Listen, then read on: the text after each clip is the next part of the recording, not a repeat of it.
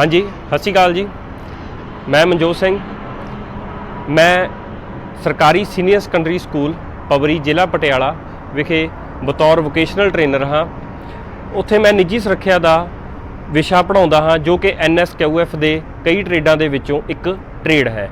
ਇਹ 9ਵੀਂ ਤੋਂ 12ਵੀਂ ਤੱਕ ਅਸੀਂ ਪੜ੍ਹਾਉਂਦੇ ਹਾਂ, ਜਿਸ ਦੇ ਵਿੱਚ ਇੱਕ ਵਿਅਕਤੀ ਜਾਂ ਇੱਕ ਵਿਦਿਆਰਥੀ ਨੂੰ ਇਹ ਸਮਝਾਇਆ ਜਾਂਦਾ ਹੈ ਕਿ 9ਵੀਂ ਤੋਂ ਲੈ ਕੇ 12ਵੀਂ ਦੇ ਵਿੱਚ ਫਸਟ ਏਡ, ਸੁਰੱਖਿਆ ਕਰਮਚਾਰੀ ਜਾਂ ਸੁਰੱਖਿਆ ਦੇ ਪ੍ਰਤੀ ਕਿਸ ਤਰ੍ਹਾਂ ਦੀ ਕਾਰਵਾਈ ਕਰਨੀ ਹੈ ਜਾਂ ਸੁਰੱਖਿਆ ਕਿਸ ਤਰ੍ਹਾਂ ਰੱਖਣੀ ਹੈ, ਸੁਰੱਖਿਆ ਕਰਮਚਾਰੀ ਕੀ ਕੰਮ ਕਰਦਾ ਹੈ, ਉਸ ਨੂੰ ਇੱਕ ਤਰ੍ਹਾਂ ਦੇ ਅਨੁਸ਼ਾਸਨ ਦੇ ਵਿੱਚ ਰਹਿ ਕੇ ਕੰਮ ਕਰਨਾ, ਇਹ ਸਭ ਦੇ ਬਾਰੇ ਜਾਣਕਾਰੀ ਅਤੇ ਉਸ ਨੂੰ ਇੱਕ ਚੰਗਾ ਇਨਸਾਨ ਅਤੇ ਅਨੁਸ਼ਾਸਨ ਦੇ ਵਿੱਚ ਰਹਿਣ ਵਾਲਾ ਇਨਸਾਨ ਬਣਾ ਕੇ ਕੱਢਿਆ ਜਾਂਦਾ ਹੈ। ਜਿਵੇਂ ਕਿ ਸਭ ਜਾਣਦੇ ਹਾਂ ਕਿ NSQF ਦੀ ਹਦਾਇਤਾਂ ਦੇ ਅਨੁਸਾਰ ਅਸੀਂ ਇੱਕ ਥਿਊਰੀ ਦੇ ਨਾਲ ਪ੍ਰੈਕਟੀਕਲ ਦਾ ਵੀ ਕੰਮ ਅਸੀਂ ਆਮ ਤੌਰ 'ਤੇ ਵਿਜ਼ਿਟਾਂ ਲੈ ਕੇ ਜਾਂਦੇ ਹਾਂ, ਜੋ ਕਿ ਅਲੱਗ-ਅਲੱਗ ਜਗ੍ਹਾ 'ਤੇ ਕਿਸੇ ਮਾਲ ਦੇ ਵਿੱਚ ਜਾਂ ਕਿਸੇ ਸੰਸਥਾ ਦੇ ਵਿੱਚ ਲੈ ਕੇ ਜਾਂਦੇ ਹਾਂ, ਤਾਂ ਕਿ ਜੋ ਅਸੀਂ ਸੁਰੱਖਿਆ ਦੇ ਉਪਕਰਨ ਜਾਂ ਸੁਰੱਖਿਆ ਕਾਰਵਾਈਆਂ ਇੱਕ ਅਸੀਂ ਕਿਤਾਬਾਂ ਦੇ ਵਿੱਚ ਪੜ੍ਹਾਉਂਦੇ ਹਾਂ, ਉਹਨੂੰ ਅਸੀਂ ਵਿਦਿਆਰਥੀਆਂ ਨੂੰ ਇੱਕ ਮੌਕੇ 'ਤੇ ਮੌਜੂਦ ਹਰ ਜਾਣਕਾਰੀ ਉੱਥੇ ਲਿਜਾ ਕੇ ਦਿਖਾਉਂਦੇ ਹਾਂ। ਪਰ ਪਿਛਲੇ ਸਾਲ ਤੋਂ ਕੋਵਿਡ ਕਾਰਨ ਵਿਦਿਆਰਥੀ ਸਕੂਲ ਨਹੀਂ ਆ ਸਕਦੇ। ਇਸ ਦੇ ਲਈ ਉਹਨਾਂ ਦੀ ਹਰ ਪੜ੍ਹਾਈ ਜਾਂ ਹਰ ਤਰ੍ਹਾਂ ਦੀ ਐਕਟੀਵਿਟੀ ਆਨਲਾਈਨ ਹੁੰਦੀ ਹੈ। ਸਰਕਾਰੀ ਹਦਾਇਤਾਂ ਦੇ ਅਨੁਸਾਰ ਉਹਨਾਂ ਦੀ ਇੰਡਸਟਰੀਅਲ ਵਿਜ਼ਿਟ ਵੀ ਨਹੀਂ ਹੋ ਪਾਈ। ਇਸ ਦੇ ਲਈ ਇੱਕ ਇੰਡਸਟਰੀ ਦੀ ਅਸੀਂ ਵੀਡੀਓ ਪਾ ਕੇ ਉਹਨਾਂ ਨੂੰ ਹਰ ਤਰ੍ਹਾਂ ਦੀ ਐਕਟੀਵਿਟੀ ਆਨਲਾਈਨ ਸਮਝਾਉਣੀ ਚਾਹੁੰਦੇ ਹਾਂ, ਜੋ ਕਿ ਉਹ ਆਮ ਤੌਰ 'ਤੇ ਕਿਤਾਬਾਂ ਵਿੱਚ ਪੜ੍ਹਦੇ ਹਨ। ਉਹ ਜਾਣਕਾਰੀ ਅਸੀਂ ਇੱਕ ਵੀਡੀਓ ਅਤੇ ਇੱਕ ਲੈਕਚਰ ਦੇ ਇੱਕ ਪ੍ਰੋਪਰ ਮਟੀਰੀਅਲ ਬਣਾ ਕੇ ਉਹਨਾਂ ਦੇ ਅੱਗੇ ਪੇਸ਼ ਕਰਾਂਗੇ, ਤਾਂ ਕਿ ਉਹ ਇਸ ਦੀ ਜਾਣਕਾਰੀ ਪ੍ਰੋਪਰ ਸਮਝ ਸਕਣ ਅਤੇ ਅਸੀਂ ਇਸ ਜਾਣਕਾਰੀ ਨੂੰ ਅੱਗੇ ਸਾਂਝੀ ਕਰਾਂਗੇ। ਅੱਜ ਅਸੀਂ ਪ੍ਰਿਸਟਾਈਨ ਮਾਲ, ਮੰਡੀ ਗੋਬਿੰਦਗੜ੍ਹ, ਜ਼ਿਲ੍ਹਾ ਫਤਿਹਗੜ੍ਹ ਸਾਹਿਬ ਵਿਖੇ ਆਏ ਹਾਂ। ਉੱਥੇ ਅਸੀਂ ਹਰ ਤਰ੍ਹਾਂ ਦੀ ਸੁਰੱਖਿਆ ਜਾਣਕਾਰੀ, ਉਪਕਰਨ, ਉਹਨਾਂ ਦੇ ਬਾਰੇ ਅਸੀਂ ਜਾਣਕਾਰੀ ਸਾਂਝੀ ਕਰਾਂਗੇ ਅਤੇ ਉਸ ਦੀ ਵੀਡੀਓ ਅਤੇ ਇੱਕ ਲੈਕਚਰ ਪ੍ਰੋਪਰ ਬਣਾਵਾਂਗੇ, ਜਿਨ੍ਹਾਂ ਦੇ ਰਾਹੀਂ ਅਸੀਂ ਆਨਲਾਈਨ ਬੱਚਿਆਂ ਨੂੰ ਸਮਝਾਵਾਂਗੇ ਕਿ ਜੋ ਤੁਸੀਂ ਕਿਤਾਬਾਂ ਵਿੱਚ ਪੜ੍ਹਦੇ ਹੋ, ਆਮ ਤੌਰ 'ਤੇ ਇੱਕ ਆਮ ਜ਼ਿੰਦਗੀ ਦੇ ਵਿੱਚ ਜਾਂ ਇੱਕ ਮਾਲ ਦੇ ਵਿੱਚ ਕਿਸ ਤਰ੍ਹਾਂ ਉਸ ਦਾ ਉਪਯੋਗ ਹੁੰਦਾ ਹੈ, ਕਿਸ ਤਰ੍ਹਾਂ ਉਸ ਦੀ ਵਰਤੋਂ ਕਰੀ ਜਾਂਦੀ ਹੈ, ਉਹ ਸਭ ਦੇ ਬਾਰੇ ਜਾਣਕਾਰੀ ਅੱਜ ਅਸੀਂ ਇਸ ਵੀਡੀਓ ਦੇ ਰਾਹੀਂ ਬੱਚਿਆਂ ਨੂੰ ਸਮਝਾਵਾਂਗੇ। ਸਤਿ ਸ਼੍ਰੀ ਅਕਾਲ। ਮੈਂ VD ਗੁਰਵਿੰਦਰ ਸਿੰਘ, ਸਰਕਾਰੀ ਸੀਨੀਅਰ ਸੈਕੰਡਰੀ ਸਕੂਲ ਸਹੌੜਾ ਵਿਖੇ ਨਿੱਜੀ ਸੁਰੱਖਿਆ ਦਾ ਵੋਕੇਸ਼ਨਲ ਟ੍ਰੇਨਰ ਹਾਂ। ਅੱਜ ਮੈਂ ਆਪਣੇ ਸਾਥੀ ਮਨਜੋਤ ਸਿੰਘ ਦੇ ਨਾਲ ਇੱਕ ਵੀਡੀਓ ਬਣਾਉਣ ਜਾ ਰਹੇ ਹਾਂ, ਜੋ ਕਿ ਨਿੱਜੀ ਸੁਰੱਖਿਆ ਦੇ ਸੰਬੰਧ ਵਿੱਚ ਹੈ। ਜਿਵੇਂ ਕਿ ਕੋਵਿਡ ਕਾਰਨ ਆਪਾਂ ਵਿਦਿਆਰਥੀਆਂ ਨੂੰ ਇੰਡਸਟਰੀ ਵਿਜ਼ਿਟ 'ਤੇ ਨਹੀਂ ਲੈ ਕੇ ਜਾ ਸਕਦੇ, ਇਸ ਦੇ ਲਈ ਵਿਭਾਗ ਦੀਆਂ ਹਦਾਇਤਾਂ ਦੇ ਅਨੁਸਾਰ ਉਹ ਵਿਦਿਆਰਥੀਆਂ ਨੂੰ ਵੀਡੀਓ ਰਾਹੀਂ ਸਾਰੀ ਜਾਣਕਾਰੀ ਦਿੱਤੀ ਜਾਵੇ।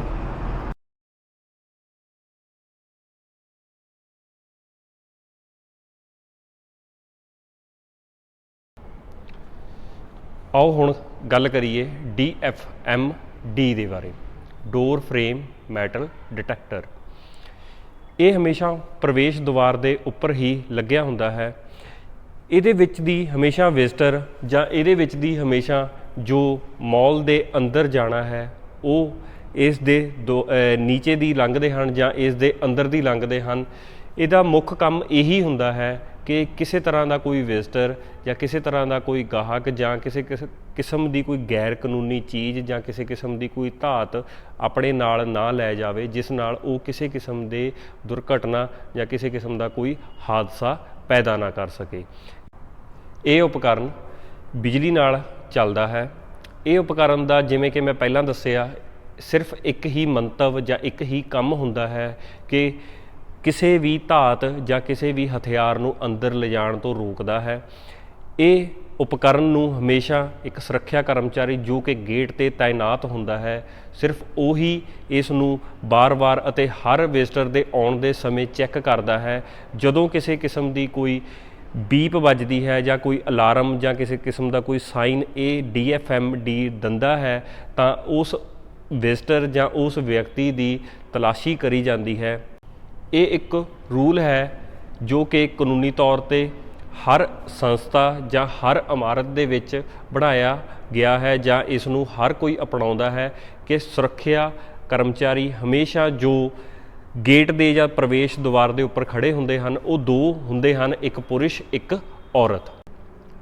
ਇਸ ਦੇ ਵਿੱਚ ਤਲਾਸ਼ੀ ਕਰਦੇ ਸਮੇਂ ਇੱਕ ਗੱਲ ਮੈਂ ਹੋਰ ਦੱਸਣੀ ਚਾਹੁੰਦਾ ਹਾਂ, ਇੱਕ ਲੇਡੀ ਜਾਂ ਇੱਕ ਔਰਤ ਦੀ ਤਲਾਸ਼ੀ ਹਮੇਸ਼ਾ ਔਰਤ ਹੀ ਕਰਦੀ ਹੈ। ਇੱਕ ਔਰਤ ਸੁਰੱਖਿਆ ਕਰਮਚਾਰੀ ਦੁਆਰਾ ਹੀ ਔਰਤ ਦੀ ਤਲਾਸ਼ੀ ਕਰੀ ਜਾਂਦੀ ਹੈ।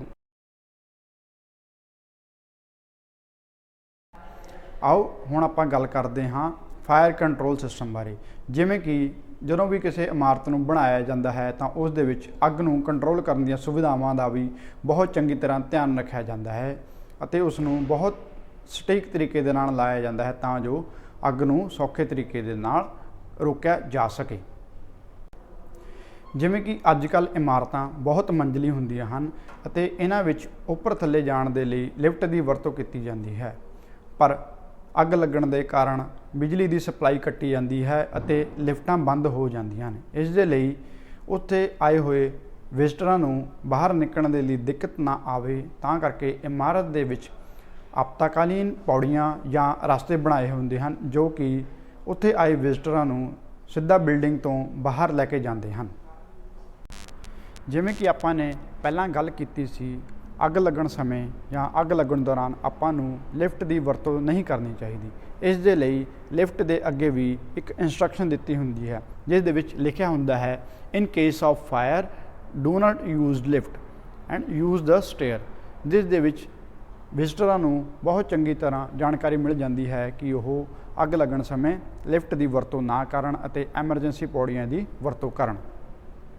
ਅੱਗ ਲੱਗਣ ਦਾ ਕੋਈ ਵੀ ਨਿਸ਼ਚਿਤ ਸਮਾਂ ਨਹੀਂ ਹੁੰਦਾ ਅਤੇ ਕੋਈ ਵੀ ਨਿਸ਼ਚਿਤ ਸਥਾਨ ਨਹੀਂ ਹੁੰਦਾ। ਅੱਗ ਕਿਸੇ ਵੀ ਸਮੇਂ ਲੱਗ ਸਕਦੀ ਹੈ ਅਤੇ ਕਿਸੇ ਵੀ ਜਗ੍ਹਾ 'ਤੇ ਲੱਗ ਸਕਦੀ ਹੈ।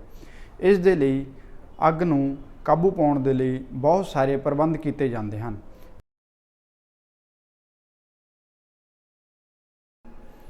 ਅੱਗ ਲੱਗਣ ਦੌਰਾਨ ਵਿਜ਼ਟਰਾਂ ਦੀ ਸੁਰੱਖਿਆ ਦੇ ਲਈ ਇੱਕ ਐਮਰਜੈਂਸੀ ਸਟੇਅਰਸ ਵੀ ਬਣਾਈਆਂ ਜਾਂਦੀਆਂ ਹਨ ਜੋ ਕਿ ਦੁਰਘਟਨਾ ਦੌਰਾਨ ਵਰਤੀਆਂ ਜਾਂਦੀਆਂ ਹਨ। ਇਹ ਐਮਰਜੈਂਸੀ ਪੌੜੀਆਂ ਲਿਫਟ ਦੇ ਬਿਲਕੁਲ ਕੋਲ ਹੁੰਦੀਆਂ ਹਨ। ਅੱਗ ਦੇ ਦੌਰਾਨ ਬਿਜਲੀ ਦੀ ਸਪਲਾਈ ਬੰਦ ਹੋ ਜਾਂਦੀ ਹੈ, ਇਸ ਦੇ ਲਈ ਲਿਫਟ ਨਹੀਂ ਵਰਤੀ ਜਾਂਦੀ ਅਤੇ ਆਪਾਂ ਨੂੰ ਲਿਫਟ ਵਰਤਣੀ ਵੀ ਨਹੀਂ ਚਾਹੀਦੀ। ਇਹੋ ਜਿਹੀ ਘਟਨਾ ਦੌਰਾਨ ਆਪਾਂ ਨੂੰ ਐਮਰਜੈਂਸੀ ਸਟੇਅਰ ਦੀ ਵਰਤੋਂ ਵੀ ਕਰਨੀ ਚਾਹੀਦੀ ਹੈ।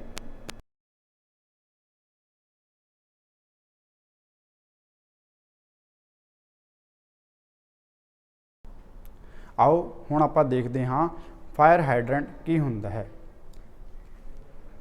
ਇਹ ਫਾਇਰ ਹਾਈਡਰੈਂਟ ਇੱਕ ਸ਼ੀਸ਼ੇ ਦੇ ਗੇਟ ਦੇ ਵਿੱਚ ਜੜਿਆ ਹੁੰਦਾ ਹੈ ਜੋ ਕਿ ਐਮਰਜੈਂਸੀ ਬ੍ਰੇਕੇਬਲ ਗਲਾਸ ਦੇ ਨਾਲ ਜੋੜਿਆ ਹੁੰਦਾ ਹੈ। ਲੋੜ ਪੈਣ ਸਮੇਂ ਆਪਾਂ ਇਸ ਗਲਾਸ ਨੂੰ ਆਪਣੇ ਹੱਥ ਦੇ ਨਾਲ ਸੱਟ ਮਾਰ ਕੇ ਜਾਂ ਕਿਸੇ ਹਥੌੜੇ ਦੇ ਨਾਲ ਸੱਟ ਮਾਰ ਕੇ ਇਸ ਨੂੰ ਆਸਾਨੀ ਦੇ ਨਾਲ ਤੋੜ ਸਕਦੇ ਹਾਂ। ਇਹ ਸਭ ਤੋਂ ਪਹਿਲਾਂ ਨੀਚੇ ਇੱਕ ਵਾਟਰ ਹੌਜ ਲੱਗੀ ਹੁੰਦੀ ਹੈ ਜਿਸ ਦੇ ਲਈ ਇਸ ਨੂੰ ਸਪਲਾਈ ਫਾਇਰ ਐਕਸਟਿੰਗੁਇਸ਼ਰ ਵੈਨ ਦੇ ਨਾਲ ਸਪਲਾਈ ਦੇ ਨਾਲ ਜੋੜਿਆ ਜਾਂਦਾ ਹੈ ਅਤੇ ਇਸ ਦੇ ਉੱਪਰ ਇੱਕ ਵਾਟਰ ਹੌਜ ਵੀ ਲੱਗੀ ਹੁੰਦੀ ਹੈ ਜਿਸ ਨੂੰ ਆਪਾਂ ਵਾਟਰ ਪਾਈਪ ਵੀ ਕਹਿ ਦਿੰਦੇ ਹਾਂ। ਇਸ ਪਾਈਪ ਦੀ ਮਦਦ ਦੇ ਨਾਲ ਆਪਾਂ ਅੱਗ 'ਤੇ ਕਾਬੂ ਪਾ ਸਕਦੇ ਹਾਂ। ਜਿਵੇਂ ਕਿ ਕਈ ਵਾਰ ਇਮਾਰਤ ਦੇ ਵਿੱਚ ਬਹੁਤ ਹੀ ਭਿਆਨਕ ਅੱਗ ਲੱਗ ਜਾਂਦੀ ਹੈ ਅਤੇ ਉਸ ਅੱਗ 'ਤੇ ਫਾਇਰ ਐਕਸਟਿੰਗੁਇਸ਼ਰ ਦੇ ਨਾਲ ਕਾਬੂ ਨਹੀਂ ਪਾਇਆ ਜਾ ਸਕਦਾ। ਇਸ ਸਮੇਂ ਫਾਇਰ ਹਾਈਡਰੈਂਟ ਦੀ ਵਰਤੋਂ ਕੀਤੀ ਜਾਂਦੀ ਹੈ ਜੋ ਕਿ ਇੱਕ ਐਮਰਜੈਂਸੀ ਐਗਜ਼ਿਟ ਦੇ ਕੋਲ ਹੁੰਦਾ ਹੈ, ਜਿਸ ਦੇ ਫਾਇਰ ਐਕਸਟਿੰਗੁਇਸ਼ਰ ਵੈਨ ਦੇ ਨਾਲ ਫਾਇਰ ਹਾਈਡਰੈਂਟ ਨੂੰ ਜੋੜ ਕੇ ਅੱਗ 'ਤੇ ਕਾਬੂ ਪਾਇਆ ਜਾ ਸਕਦਾ ਹੈ।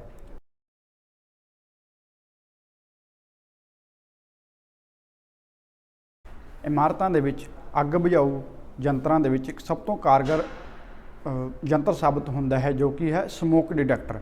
ਇਹ ਸਮੋਕ ਡਿਟੈਕਟਰ ਸਾਰੀ ਇਮਾਰਤ ਦੇ ਵਿੱਚ ਅੱਗ ਲੱਗਣ ਦੇ ਕਾਰਨਾਂ ਅਤੇ ਅੱਗ ਲੱਗਣ ਦੇ ਸਮੇਂ ਕੰਟਰੋਲ ਰੂਮ ਨੂੰ ਜਾਣਕਾਰੀ ਭੇਜਦਾ ਹੈ। ਇਹ ਸਮੋਕ ਡਿਟੈਕਟਰ ਕੰਟਰੋਲ ਰੂਮ ਦੇ ਨਾਲ ਅਟੈਚ ਹੁੰਦੇ ਹਨ ਅਤੇ ਇਹ ਸਾਰੀ ਜਾਣਕਾਰੀ ਕੰਟਰੋਲ ਰੂਮ ਦੇ ਕੋਲ ਭੇਜਦੇ ਹਨ।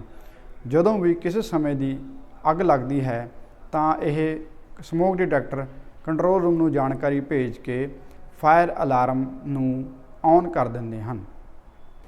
ਇਮਾਰਤ ਦੇ ਵਿੱਚ ਅੱਗ ਬਚਾਊ ਯੰਤਰਾਂ ਦੀ ਬਹੁਤ ਜ਼ਿਆਦਾ ਧਿਆਨ ਦੇ ਨਾਲ ਲਗਾਏ ਜਾਂਦੇ ਹਨ ਤਾਂ ਜੋ ਇਮਾਰਤ ਦੇ ਵਿੱਚ ਅੱਗ ਲੱਗਣ ਸਮੇਂ ਉਸ 'ਤੇ ਸੌਖੇ ਤਰੀਕੇ ਦੇ ਨਾਲ ਕਾਬੂ ਪਾਇਆ ਜਾ ਸਕੇ।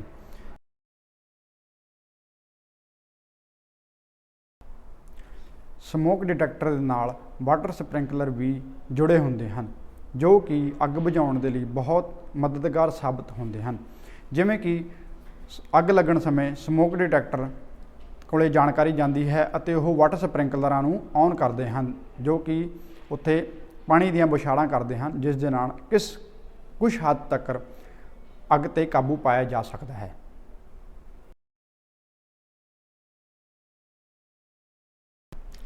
ਜਦੋਂ ਫਾਇਰ ਅਲਾਰਮ ਔਨ ਹੁੰਦਾ ਹੈ ਤਾਂ ਇਸ ਦੇ ਨਾਲ ਸੁਰੱਖਿਆ ਅਧਿਕਾਰੀ ਸੁਚੇਤ ਹੋ ਜਾਂਦਾ ਹੈ ਅਤੇ ਉਹ ਸਾਰੀ ਘਟਨਾ ਨੂੰ CCTV ਕੈਮਰੇ ਦੇ ਰਾਹੀਂ ਰਿਕਾਰਡ ਹੋ ਰਹੇ ਕੰਟਰੋਲ ਰੂਮ ਦੇ ਵਿੱਚ ਦੇਖਦਾ ਹੈ ਅਤੇ ਘਟਨਾ ਦਾ ਨਿਰੀਖਣ ਕਰਦਾ ਹੈ। ਫਾਇਰ ਅਲਾਰਮ ਸਿਸਟਮ ਨੂੰ ਕੰਟਰੋਲ ਕਰਨ ਦੇ ਲਈ ਇੱਕ ਫਾਇਰ ਅਲਾਰਮ ਸਵਿੱਚ ਵੀ ਲਾਈ ਹੁੰਦੀ ਹੈ, ਜੋ ਕਿ ਇਮਾਰਤ ਦੇ ਵਿੱਚ ਵੱਖ-ਵੱਖ ਜਗ੍ਹਾਵਾਂ 'ਤੇ ਲੱਗੀ ਹੁੰਦੀ ਹੈ। ਇਸ ਦੇ ਵਿੱਚ ਬ੍ਰੇਕੇਬਲ ਗਲਾਸ ਲੱਗਿਆ ਹੁੰਦਾ ਹੈ ਅਤੇ ਅੱਗ ਦੇ ਦੌਰਾਨ ਆਪਾਂ ਇਸ ਨੂੰ ਬ੍ਰੇਕੇਬਲ ਗਲਾਸ ਨੂੰ ਭੰਨ ਕੇ ਇਸ ਦੇ ਵਿੱਚ ਇੱਕ ਬਟਨ ਲੱਗਿਆ ਹੁੰਦਾ ਹੈ, ਉਸ ਨੂੰ ਦਬਾ ਸਕਦੇ ਹਾਂ, ਜਿਸ ਦੇ ਨਾਲ ਫਾਇਰ ਅਲਾਰਮ ਚੈਨਲ ਵੱਜਣ ਲੱਗ ਜਾਂਦਾ ਹੈ ਅਤੇ ਸਪ੍ਰਿੰਕਲਰ ਵੀ ਔਨ ਹੋ ਜਾਂਦੇ ਹਨ ਅਤੇ ਇਸ ਦੀ ਸੂਚਨਾ ਕੰਟਰੋਲ ਰੂਮ ਦੇ ਵਿੱਚ ਵੀ ਪਹੁੰਚ ਜਾਂਦੀ ਹੈ, ਜਿਸ ਦੇ ਨਾਲ ਸੁਰੱਖਿਆ ਅਧਿਕਾਰੀ ਸੁਚੇਤ ਹੋ ਜਾਂਦਾ ਹੈ ਅਤੇ ਬਣਦੇ ਕਦਮ ਚੁੱਕਦਾ ਹੈ। ਇੱਕ ਸੰਸਥਾ ਦੇ ਵਿੱਚ ਵੱਖ-ਵੱਖ ਜਗ੍ਹਾਵਾਂ 'ਤੇ ਨੋ ਸਮੋਕਿੰਗ ਵਾਲੇ ਬੋਰਡ ਲਗਾਏ ਜਾਂਦੇ ਹਨ, ਜਿਸ ਦੇ ਵਿੱਚ ਆਉਣ ਵਾਲੇ ਵਿਅਕਤੀਆਂ ਜਾਂ ਵਿਜ਼ਟਰਾਂ ਨੂੰ ਦੱਸਿਆ ਜਾਂਦਾ ਹੈ ਕਿ ਇਸ ਦੇ ਵਿੱਚ ਧੂਮਪਾਨ ਕਰਨਾ ਬਹੁਤ ਹੀ ਹਾਨੀਕਾਰਕ ਹੈ ਜਾਂ ਇਸ ਦੀ ਮਨਾਹੀ ਹੈ। ਆਓ ਹੁਣ ਆਪਾਂ ਗੱਲ ਕਰਦੇ ਹਾਂ ਕੰਟਰੋਲ ਰੂਮ ਦੇ ਬਾਰੇ। ਕੰਟਰੋਲ ਰੂਮ ਇਹ ਬਹੁਤ ਹੀ ਨਾਜ਼ੁਕ ਕਮਰਾ ਹੁੰਦਾ ਹੈ, ਜੋ ਕਿ ਕਿਸੇ ਇਮਾਰਤ ਦੇ ਵਿੱਚ ਬਿਲਕੁਲ ਅਲੱਗ ਬਣਾਇਆ ਜਾਂਦਾ ਹੈ ਅਤੇ ਬਹੁਤ ਹੀ ਸਿਕਿਉਰਿਟੀ ਦੇ ਪਰਪਸ ਨੂੰ ਲੈ ਕੇ ਇਸ ਨੂੰ ਅਲੱਗ ਅਤੇ ਬਿਲਕੁਲ ਗੁਪਤ ਜਗ੍ਹਾ ਦੇ ਉੱਪਰ ਬਣਾਇਆ ਜਾਂਦਾ ਹੈ। ਇਸ ਦੇ ਵਿੱਚ ਕਿਸੇ ਗੈਰ ਕਾਨੂੰਨੀ ਜਾਂ ਗੈਰ ਅਧਿਕ੍ਰਿਤ ਅਧਿਕਾਰੀ ਨੂੰ ਐਂਟਰ ਹੋਣ ਤੋਂ ਮਨਾਹੀ ਹੁੰਦੀ ਹੈ। ਈਵਨ ਕਿ ਇਸ ਦੇ ਗੇਟ ਦੇ ਉੱਪਰ ਵੀ ਲਿਖ ਕੇ ਲਗਾਇਆ ਹੁੰਦਾ ਹੈ ਕਿ ਕਿਸੇ ਗੈਰ ਕਾਨੂੰਨੀ ਜਾਂ ਗੈਰ ਅਧਿਕਾਰੀ ਨੂੰ ਐਂਟਰ ਹੋਣ ਨਹੀਂ ਅਲਾਉਡ ਹੈਗਾ।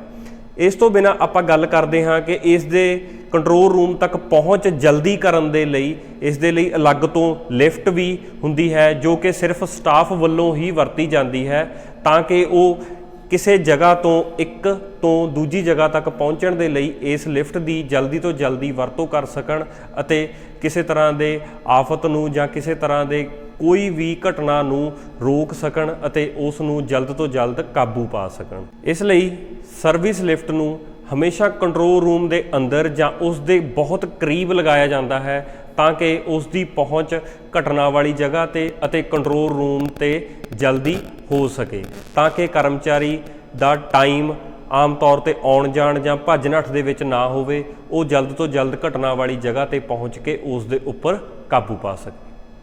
ਆਓ ਹੁਣ ਤੁਹਾਨੂੰ ਅਸੀਂ CCTV ਦਾ ਕੰਟਰੋਲ ਰੂਮ ਦਿਖਾਉਂਦੇ ਹਾਂ, ਜਿੱਥੇ ਹਰ ਤਰ੍ਹਾਂ ਦੇ CCTV ਕੈਮਰੇ ਅਤੇ ਅੱਗ ਲੱਗਣ ਉਪਰੰਤ ਜੋ ਕਾਰਵਾਈ ਕਰੀ ਜਾਂਦੀ ਹੈ। ਇਹ ਹੁੰਦਾ ਹੈ CCTV ਕੰਟਰੋਲ ਰੂਮ। ਇਸ ਦੇ ਅੰਦਰ ਹਰ ਤਰ੍ਹਾਂ ਦੀ ਸਕਰੀਨਾਂ ਲੱਗੀਆਂ ਹੁੰਦੀਆਂ ਹਨ ਤੇ ਸਾਰਾ ਕੁਝ ਰਿਕਾਰਡ ਹੁੰਦਾ ਹੈ। ਇਹ 30 ਦਿਨਾਂ ਤੱਕ ਅਸੀਂ ਰਿਕਾਰਡਿੰਗ ਰੱਖ ਸਕਦੇ ਹਾਂ। ਇਸ ਦੇ ਵਿੱਚ ਹਰ ਤਰ੍ਹਾਂ ਦੀ ਕਾਰਵਾਈ ਦੇਖਦੇ ਹਾਂ, ਜਿਵੇਂ ਕਿ ਕੌਣ ਅੰਦਰ ਆ ਰਿਹਾ ਹੈ, ਕੌਣ ਬਾਹਰ ਜਾ ਰਿਹਾ ਹੈ ਅਤੇ ਬਾਲਕੋਨੀ ਜਾਂ ਸਾਰੇ ਤਰ੍ਹਾਂ ਦੇ ਉੱਪਰ ਨਿਗਾਹ ਰੱਖੀ ਜਾਂਦੀ ਹੈ। ਈਵਨ ਕਿ ਵਾਸ਼ਰੂਮਾਂ ਜਾਂ ਹੋਰ ਕਈ ਛੋਟੀ ਤੋਂ ਛੋਟੀ ਹਰ ਤਰ੍ਹਾਂ ਦੀ ਕਾਰਵਾਈ ਦੇ ਉੱਪਰ ਕਾਰਵਾਈ ਜੋ ਹੋ ਰਹੀ ਹੈ ਜਾਂ ਜੋ ਗੈਰ ਕਾਨੂੰਨੀ ਹੋ ਰਹੀ ਹੈ, ਉਸ ਦੇ ਉੱਪਰ ਵੀ ਹਰ ਤਰ੍ਹਾਂ ਦੀ ਨਿਗਰਾਨੀ ਕਰੀ ਜਾਂਦੀ ਹੈ। ਤੁਹਾਨੂੰ CCTV ਕੰਟਰੋਲ ਰੂਮ ਦੇ ਵਿੱਚ ਸਾਰੀ ਜੋ ਕਾਰਵਾਈ ਹੁੰਦੀ ਹੈ ਉਸ ਦੇ ਬਾਰੇ ਜਾਣਕਾਰੀ ਦਿੰਦੇ ਹਾਂ ਕਿ CCTV ਕੈਮਰੇ ਕੰਟਰੋਲ ਕਿਸ ਤਰ੍ਹਾਂ ਕਰਦੇ ਹਾਂ ਅਤੇ ਇਸ ਤੋਂ ਬਿਨਾਂ ਕੈਮਰਿਆਂ ਤੋਂ ਬਿਨਾਂ ਹੋਰ ਕੀ ਕੰਮ ਕਰਦੇ ਹਾਂ, ਜਿਵੇਂ ਕਿ ਅੱਗ ਲੱਗਣ ਦੇ ਸਮੇਂ ਕੀ ਕਾਰਵਾਈ ਕਰਨੀ ਹੈ ਅਤੇ ਹੋਰ ਅੱਗ ਲੱਗਣ ਤੋਂ ਪਹਿਲਾਂ ਕੀ ਸੁਰੱਖਿਆ ਕਦਮ ਅਪਣਾਏ ਜਾਂਦੇ ਹਨ, ਜਾਂ CCTV ਕੈਮਰੇ ਕਿਸ ਤਰ੍ਹਾਂ ਦੇਖਦੇ ਹਾਂ ਅਤੇ ਕਿਸ ਤਰ੍ਹਾਂ ਉਹਨਾਂ ਦੇ ਉੱਪਰ ਕੰਮ ਕਰਦੇ ਹਾਂ। ਇਹ ਸਭ ਦੀ ਜਾਣਕਾਰੀ ਸਾਨੂੰ CCTV ਕੰਟਰੋਲ ਰੂਮ ਦੇ ਅੰਦਰ ਜੋ ਅਧਿਕਾਰੀ ਹਨ ਉਹਨਾਂ ਦੇ ਬਾਰੇ ਆਪਾਂ 1-2 ਪ੍ਰਸ਼ਨ ਕਰਦੇ ਹਾਂ। ਆਓ ਹੁਣ ਆਪਾਂ ਗੱਲ ਕਰੀਏ ਕਿ CCTV ਕੈਮਰੇ ਦੀ ਜੋ ਫੁਟੇਜ ਹੈ ਉਸ ਨੂੰ ਕਿਵੇਂ ਅਸੀਂ ਭਵਿੱਖ ਦੇ ਵਿੱਚ ਸੇਵ ਕਰਕੇ ਜਾਂ ਉਸ ਨੂੰ ਕਿਸ ਤਰ੍ਹਾਂ ਵਰਤ ਸਕਦੇ ਹਾਂ।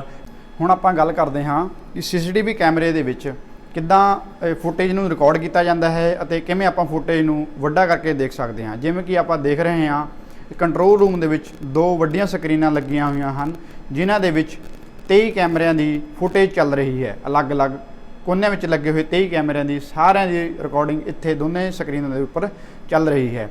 ਜਿਵੇਂ ਕਿ ਇੱਥੇ ਕੰਟਰੋਲ ਰੂਮ ਦੇ ਵਿੱਚ ਬੈਠੇ ਅਧਿਕਾਰੀ ਇਹਨਾਂ ਸਾਰੇ ਕੈਮਰਿਆਂ 'ਤੇ ਨਿਗਰਾਨੀ ਰੱਖਦੇ ਹਨ ਅਤੇ ਸਾਰੀ ਚੀਜ਼ ਦੀ ਸੁਰੱਖਿਆ ਦੀ ਜ਼ਿੰਮੇਵਾਰੀ ਲੈਂਦੇ ਹਨ ਅਤੇ ਉਹਨਾਂ ਨੂੰ ਕੰਟਰੋਲ ਕਰਦੇ ਹਨ। ਜਿਵੇਂ ਕਿ ਆਪਾਂ ਇਸ ਦੇ ਵਿੱਚ ਦੇਖਦੇ ਹਾਂ, ਇੱਥੇ 2 VVR ਪਏ ਹਨ, ਜਿਨ੍ਹਾਂ ਦੇ ਵਿੱਚ ਹਾਰਡ ਡਿਸਕਾਂ ਲੱਗੀਆਂ ਹੁੰਦੀਆਂ ਹਨ, ਜਿਨ੍ਹਾਂ ਦੇ ਵਿੱਚ ਸਾਰੀ ਰਿਕਾਰਡਿੰਗ ਸੇਵ ਹੁੰਦੀ ਹੈ ਅਤੇ ਇਹ VVR ਇੱਕ ਹੋਰ ਸਿਸਟਮ ਦੇ ਨਾਲ ਕੰਟਰੋਲ ਯੂਨਿਟ ਦੇ ਨਾਲ ਅਟੈਚ ਹੁੰਦੇ ਹਨ, ਜਿਨ੍ਹਾਂ ਦੇ ਨਾਲ ਆਪਾਂ ਫੁਟੇਜ ਨੂੰ ਪਿੱਛੇ ਜਾ ਕੇ ਦੇਖ ਸਕਦੇ ਹਾਂ ਵੀ ਪਿੱਛੇ ਲੰਘੇ ਹੋਏ ਸਮੇਂ ਦੇ ਵਿੱਚ ਕੀ ਘਟਨਾ ਹੋਈ ਸੀ। ਜਿਵੇਂ ਕਿ ਹੁਣ ਆਪਾਂ ਨੂੰ ਅਧਿਕਾਰੀ ਇੱਕ ਸਕਰੀਨ ਨੂੰ ਇੱਕ ਕੈਮਰੇ ਨੂੰ ਵੱਡੇ ਕਰਕੇ ਦਿਖਾਉਣਗੇ। ਜਿਵੇਂ ਕਿ ਹੁਣ ਕੈਮਰੇ ਨੰਬਰ ਆਪਾਂ ਜਾ ਰਹੇ ਹਾਂ 10 ਤੇ, ਜਿੱਥੇ ਕੋਈ ਹਰਕਤ ਹੋ ਰਹੀ ਹੈ ਤਾਂ ਉਹ ਕੈਮਰੇ ਨੂੰ ਵੱਡਾ ਕਰਕੇ ਉਸ ਦੇ ਵਿੱਚ ਦੇਖ ਸਕਦੇ ਹਨ ਧਿਆਨ ਦੇ ਨਾਲ। ਇਸ ਤਰ੍ਹਾਂ ਇਹ ਹੋਰ ਕੈਮਰੇ ਦੇ ਵਿੱਚ ਵੀ ਜਾ ਕੇ ਦੇਖ ਸਕਦੇ ਹਨ। ਹੁਣ ਆਪਾਂ CCTV ਕੰਟਰੋਲ ਰੂਮ ਦੇ ਅੰਦਰ ਜਿਨ੍ਹਾਂ ਦੀ ਡਿਊਟੀ ਉੱਤੇ ਤਾਇਨਾਤ ਕਰਮਚਾਰੀ ਉਹਨਾਂ ਨਾਲ ਅਸੀਂ ਗੱਲ ਕਰਦੇ ਹਾਂ ਕਿ ਉਹ ਕੰਟਰੋਲ ਰੂਮ ਦੇ ਅੰਦਰ ਰਹਿ ਕੇ ਕਿਸ ਤਰ੍ਹਾਂ ਦੀ ਕਾਰਵਾਈ ਜਾਂ ਕਿਸ ਤਰ੍ਹਾਂ ਉਹ ਕੰਮ ਨੂੰ ਕਰਦੇ ਹਨ। ਸਰ, ਤੁਸੀਂ CCTV ਕੈਮਰੇ ਕਿਸ ਤਰ੍ਹਾਂ ਦੇਖਦੇ ਹੋ ਅਤੇ ਆਪਣੇ ਮਾਲ ਦੇ ਵਿੱਚ ਕਿੰਨੇ CCTV ਕੈਮਰੇ ਹਨ ਅਤੇ ਉਹਨਾਂ ਦੇ ਵਿੱਚ ਤੁਸੀਂ ਕਿਸ ਤਰ੍ਹਾਂ ਦਾ ਕੰਮ ਦੇਖਦੇ ਹੋ, ਕਿਵੇਂ ਤੁਸੀਂ ਕਾਰਵਾਈ ਕਰਦੇ ਹੋ, ਉਹਦੇ ਬਾਰੇ ਥੋੜੀ ਜੀ ਸਾਨੂੰ ਜਾਣਕਾਰੀ ਦਿਓ ਤਾਂ कि ਸਾਡੇ ਬੱਚਿਆਂ ਤੱਕ ਉਹ ਸਾਂਝੀ हो सके जी। बिल्कुल जी, देखिए यहाँ टोटल हमारे 24 कैमरा लगा रखा CCTV कैमरा। फ्लोर वाइज मानेंगे तो ग्राउंड फ्लोर में हम लोग लगा रखा 8 कैमरा, फर्स्ट फ्लोर और सेकंड फ्लोर में 8 कैमरा लगा रखा। इसका मेन पर्पज है हमारा ओनली सिक्योरिटी पर्पज, प्लस हमारा जो मैन पावर काम कर रहा है हर फ्लोर है जी, इसका भी नज़र रखना। तो जनरली जो कैमरा हमारा लगा रखा ग्राउंड फ्लोर का जो एंट्री का और एग्जिट का, ये बिल्कुल अपनी नज़र है, बंदा ठीक ठाक काम आ रहा है, एंट्री आ रहा है, कोई गलत फहमी हो रहा है, ये भी नज़र रख रहे हैं। प्लस हमारा जो मैन पावर हो, जैसे कोई पावर का कोई बैकअप का पीछे चला गया, कोई बंदा छेड़छाड़ कर रहा है कि दूसरा बंदा हम कोई गलत के भी काम कर रहा है, इसके लिए हम लोग बिल्कुल नज़र रख रहे हैं और तुरंत भी कार्रवाई कर देते हैं। कोई चीज़ होता है हम लोग वाकी टाकी में मैसेज दे देते और ये साथ कार्रवाई हो जाता है और ये हमारे को तरफ से फ़ायदा मिल जाता है। जैसे CCTV कैमरे में पूरी मॉल का बिल्डिंग कवर हो जाती है, पूरी काउंटर का एक जगह में बैठी कर सारी निगरानी हम लोग को रख पाते हैं। Okay sir, thank you sir.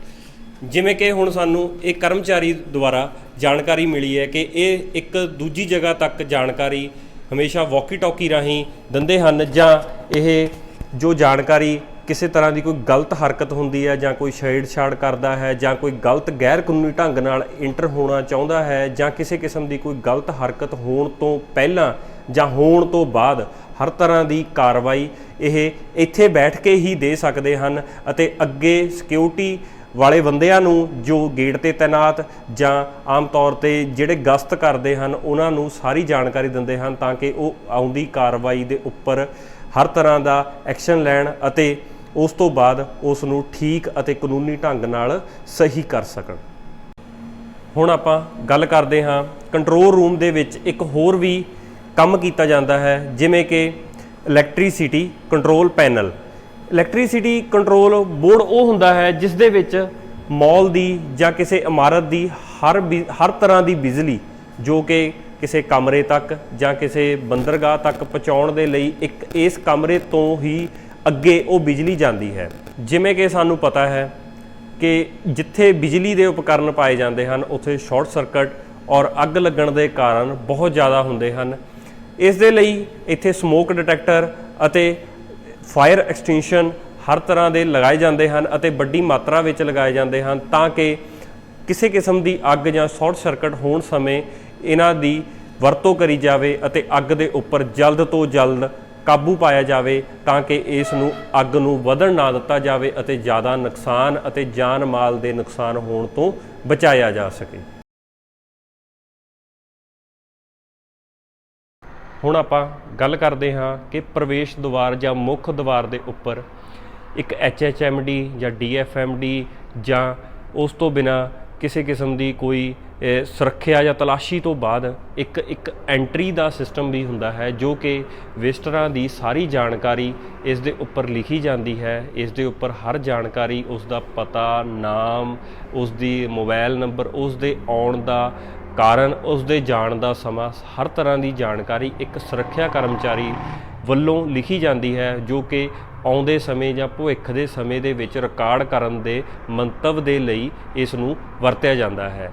ਇਹ ਹਮੇਸ਼ਾ ਪ੍ਰਵੇਸ਼ ਦੁਆਰ 'ਤੇ ਹੀ ਨੋਟ ਕਰਦੇ ਹਾਂ ਅਤੇ ਜਦੋਂ ਵਿਜ਼ਟਰ ਆਪਣੇ ਕੰਮ ਹੋਣ ਤੋਂ ਉਪਰੰਤ ਇਸ ਦੇ ਵਿੱਚ ਦੁਆਰ ਤੋਂ ਸਾਈਨ ਅਤੇ ਆਪਣੇ ਜਾਣ ਦਾ ਸਮਾਂ ਵੀ ਲਿਖਾਉਂਦਾ ਹੈ।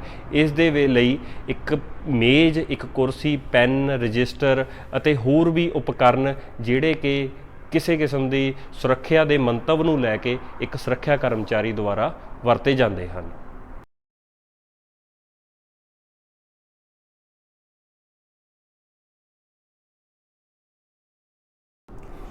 ਹੁਣ ਆਪਾਂ ਪ੍ਰਵੇਸ਼ ਦੁਆਰ ਜਾਂ ਮੇਨ ਗੇਟ ਦੇ ਉੱਪਰ, ਜਿਵੇਂ ਕਿ ਇੱਕ ਉਪਕਰਨ ਹੈ ਵੋਕੀ ਟੋਕੀ, ਇਹ ਬਹੁਤ ਹੀ ਜ਼ਿਆਦਾ ਆਮ ਤੌਰ 'ਤੇ ਹਰ ਅਦਾਰੇ, ਹਰ ਜਗ੍ਹਾ ਦੇ ਉੱਪਰ ਵਰਤਿਆ ਜਾਂਦਾ ਹੈ।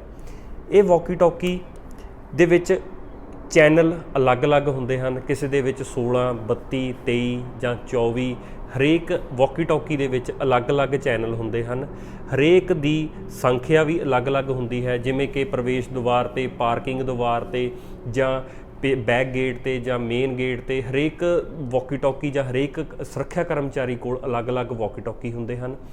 ਇਹ ਵੋਕੀ ਟੋਕੀ ਦਾ ਇਹ ਕੰਮ ਹੁੰਦਾ ਹੈ ਕਿ ਇਹ ਆਪਣਾ ਸੰਦੇਸ਼ ਇੱਕ ਜਗ੍ਹਾ ਤੋਂ ਦੂਜੀ ਜਗ੍ਹਾ 'ਤੇ ਜਲਦ ਤੋਂ ਜਲਦ ਪਹੁੰਚਾ ਦਿੰਦਾ ਹੈ। ਇਸ ਦੇ ਵਿੱਚ ਚੈਨਲਾਂ ਦੀ ਵੰਡ ਇਸ ਹਿਸਾਬ ਨਾਲ ਕਰੀ ਹੁੰਦੀ ਹੈ, ਜਿਵੇਂ ਕਿ ਇੱਕ ਪ੍ਰਵੇਸ਼ ਦੁਆਰ ਦੇ ਉੱਤੇ ਚੈਨਲ ਨੰਬਰ 1 ਚੱਲਦਾ ਹੈ ਅਤੇ ਬੈਕ ਗੇਟ ਦੇ ਉੱਤੇ ਚੈਨਲ ਨੰਬਰ 2 ਚੱਲਦਾ ਹੈ ਅਤੇ ਲੈਫਟ ਗੇਟ ਦੇ ਉੱਤੇ ਚੈਨਲ ਨੰਬਰ 3 ਚੱਲਦਾ ਹੈ।